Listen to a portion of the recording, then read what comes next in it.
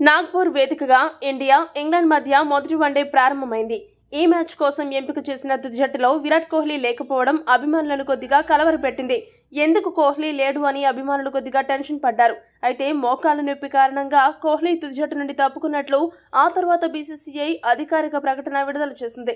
మరి కోహ్లీ మోకాళ్ల నొప్పి మిగతా 2 వన్డేల సమయానికైనా తగ్గుతుందో లేదో చూడాలి.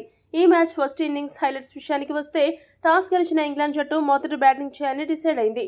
బ్యాటింగ్ దిగిన ఇంగ్లాండ్ జట్టుకు ఓపెనర్లు ఈ వన్డే మ్యాచ్లో అద్భుతమైన ఆరంభాన్నిచ్చారు.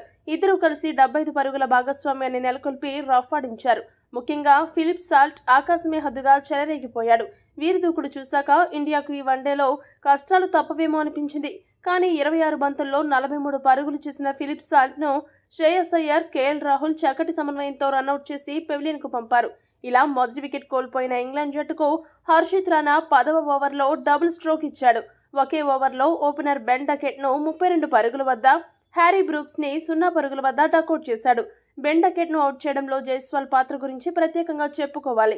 తన అరంగేట్ర వన్డే మ్యాచ్లోనే జైస్వాల్ వెనక్కి తిరిగి పరిగెడుతూ అద్భుతమైన డైవ్తో క్యాచ్ను అందుకోవడం ఒక మరపురాని అనుభూతిని మిగిల్చింది.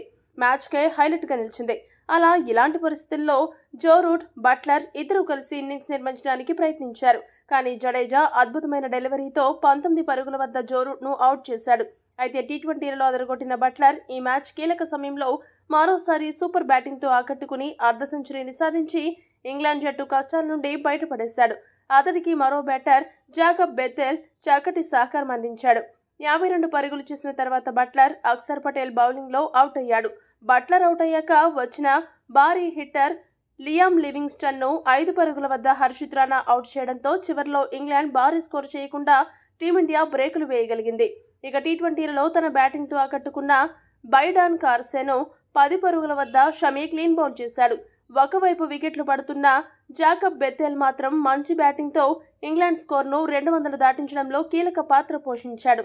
ఇక బాగా ఆడుతున్న జాకబ్ బెథెల్ అర్ధ సెంచరీ సాధించాక 51 పరుగుల వ్యక్తిగత పరుగుల వద్ద జడేజా బౌలింగ్లో ఎల్బీడబ్ల్యూగా వికెట్ల ముందు దొరికిపోయాడు. ఈ వికెట్ తీయడం ద్వారా ఇండియా ఇంగ్లాండ్ జట్టు మధ్య జరిగిన వన్డే మ్యాచ్లలో అత్యధిక వికెట్లు తీసిన బౌలర్గా జడేజా నిలిచాడు. జడేజా ఇప్పటివరకు వన్డేలలో ఇంగ్లాండ్పై 41 వికెట్లు పడగొట్టి ఘనత సాధించాడు.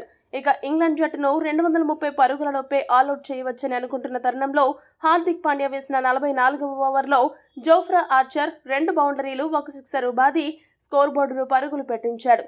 చివర్లో ఆర్చర్ 21 పరుగులు చేసి మెరుపులు మెరిపించడంతో ఇంగ్లాండ్ జట్టు 248 పరుగుల వద్ద ఆల్అౌట్ అయింది. మరో 14 బంతులు మిగిలి ఉండగానే ఇంగ్లాండ్ జట్టు ఆల్అౌట్ కావడం గమనార్హం. ఈ మ్యాచ్లో టీమిండియా బౌలర్ల విషయానికి వస్తే హర్షిత్ రాణా తన అరంగేట్ర వన్డే మ్యాచ్లోనే 3 వికెట్లు పడగొట్టి ఒక సరికొత్త ప్రపంచ రికార్డుకు నాంది పలికాడు. భారత క్రికెట్ చరిత్రలో టెస్ట్, టీ20, వన్డే ఫార్మాట్లలో అరంగేట్ర మ్యాచ్లోనే కనీసం 3 లేదా అంతకంటే ఎక్కువ వికెట్లు సాధించిన తొలి భారతీయ బౌలర్గా రికార్డు నెలకొల్పాడు. ఇక జడేజా ఈ మ్యాచ్లో 3 వికెట్లు పడగొట్టడమే కాకుండా 9 ఓవర్లకు గాను 26 పరుగులు మాత్రమే ఇచ్చి సెన్సేషనల్ బౌలింగ్తో స్టార్ ఆఫ్ ది మ్యాచ్గా నిలిచాడు. మిగతా భారత బౌలర్లలో కుల్దీప్ యాదవ్, అక్షర్ పటేల్, షమీ చెరకు వికెట్ను దక్కించుకున్నారు.